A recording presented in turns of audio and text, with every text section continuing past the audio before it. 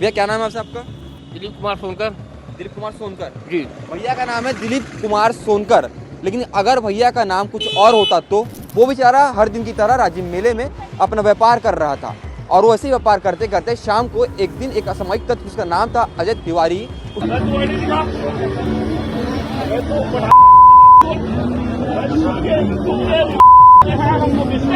उसे कहता है कि ये पठान है, सब्जियों को जो खाने के सामान है उसको थूक करके देता है, इसे सामान मत लो।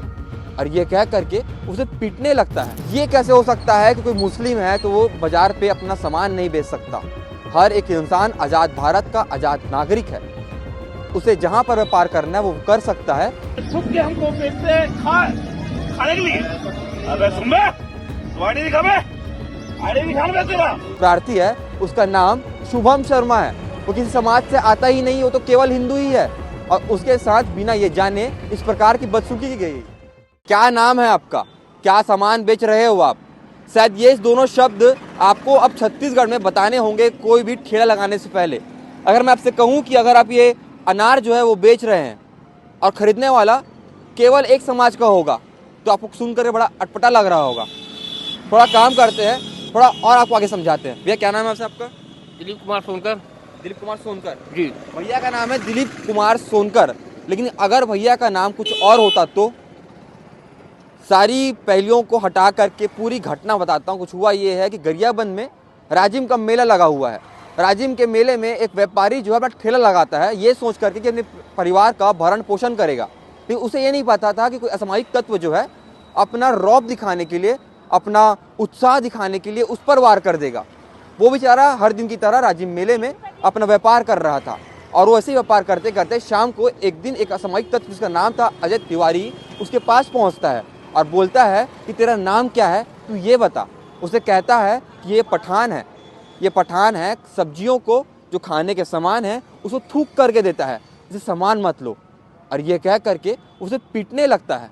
ये सारी घटना कहीं और नहीं हो रही थी, ये राजिम के मेले में हो रही थी। वहाँ पर इतने सारे लोग थे, इतनी सारी भीड़ थी, इतनी सारी पुलिस थी, फिर भी उसके साथ ये मारपीट की गई, उसके साथ ये बदसलूकी की गई, सार्वजनिक तौर पर उसे अपमानित किया गया।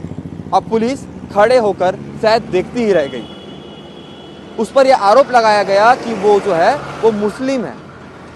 अच्छा, ये कैसे हो सकता है कि कोई मुस्लिम है तो वो बाजार पे अपना सामान नहीं बेच सकता?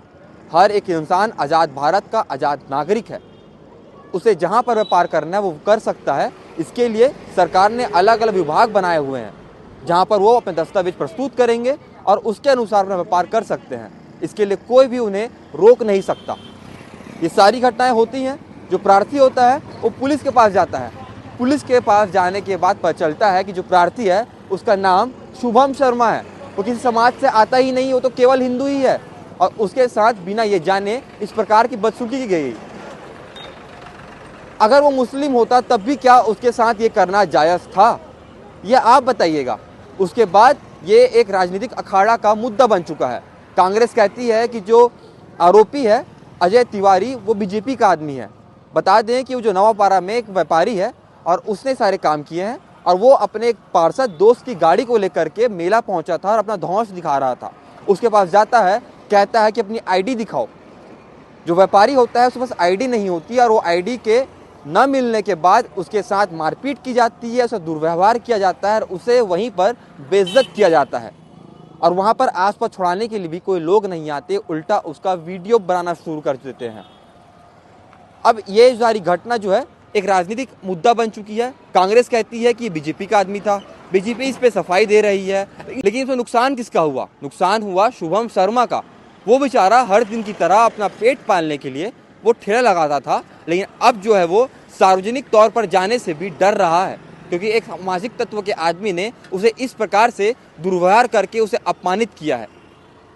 पूरे भारतवर्ष में कहीं पे भी किसी को भी किसी प्रकार का उद्योग लगाने के लिए भारत सरकार जो है इजाज़त देती है, केवल उसके पास जो पर्याप्त दस्तावेज है वो मौजूद होने चाहिए। लेकिन उसके साथ जो हुआ वो कदापि सही नहीं था।